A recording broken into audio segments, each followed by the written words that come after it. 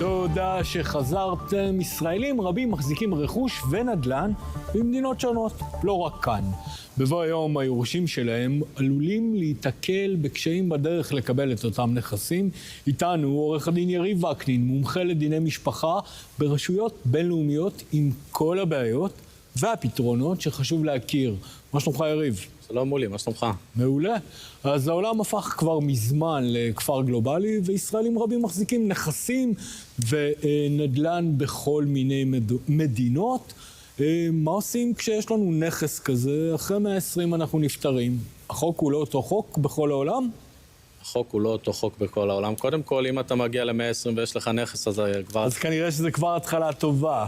הבעיה מתחילה שהישראלי הלך לטיול בחול ונפטר שם, או שהוא התגורר בחול בצורה זמנית או בצורה קבועה, ויש רכוש בכל מיני מדינות.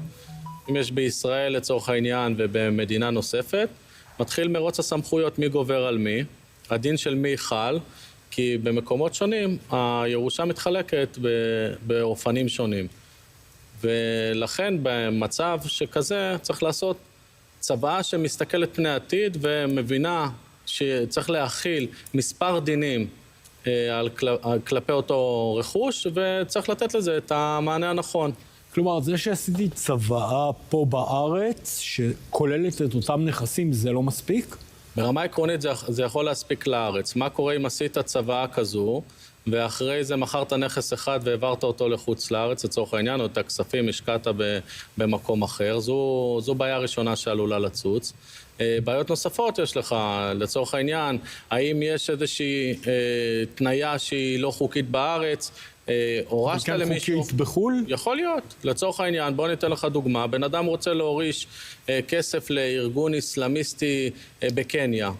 בארץ הוא לא מסוגל לעשות את זה, לעומת זאת, אם הוא ילך לאירופה או למקום אחר, יכול להיות שהארגון הזה הוא כן מופיע בחוק. זו בעיה ראשונה. הבעיה השנייה, שאתה מקיים את הצוואה במדינה אחת, נכון שמבחינת סמכות, אם הבן אדם הוא ישראלי, אז יכול להיות שיהיה סמכות לבית משפט הישראלי, ואז למרות שהנכס למרות שהנכס נמצא במקום אחר, ואז נשאלת השאלה, איזה ברירת דין, לפי איזה ברירת דין, דנים באותו אירוע שיש. אם אין התנגדות, אז אין בעיה, אבל אם יש התנגדות, אז יורש אחד או אח אחד גר לצורך העניין במונטריאול, והוא רוצה להגיד, אני רוצה לדון שם, או לדון לפי החוק המקומי שלנו, ויורש אחר יכול לגור בגיאורגיה ולהגיד, אני רוצה לדון לפי הדין הגיאורגי. אז יש שני דברים שצריך להבדיל ביניהם. העניין הראשון זה בעצם סמכות שיפוט. איפה דנים בזה? וזה קצת פחות מעניין. העניין המהותי הוא ברירת הדין. לפי איזה דין חלים? יכול להיות שבית משפט בישראל ידון בסכסוך ירושה לפי החוק הנורווגי לצורך העניין. ואז נוצרת בעיה, כי צריך להתחיל להיעזר במומחים, כי החוק הוא לא אותו חוק, וגם למען האמת, לא בטוח שכל השופטים במדינת ישראל מבינים את החוק כמו שצריך. אז בשביל למנוע בעיות כאלה צריך לתת מענה לבעיה הזאת מראש, לרשום בצבא את כל הפרטים הנכונים, לדעת איך לאגד את זה נכון מבחינה משפטית, לדעת להכיל את הדין שמיטיב ביותר או קרוב יותר לרצון של המצווה, וכמובן סמכות שיפוט שלא נצטרך להיגרר אחרי זה במדינות שונות. סופר מעניין. איך בעצם מתנהלים מול הרשויות בחול במקרה כזה שבו יש סכסוך או שיש בעיה עם הצבא? תשמע, אם אתה מתנהל עם רשויות במקומות שהם נורמטיביים, לא מדינות עולם שלישי, אז זה יותר קליל.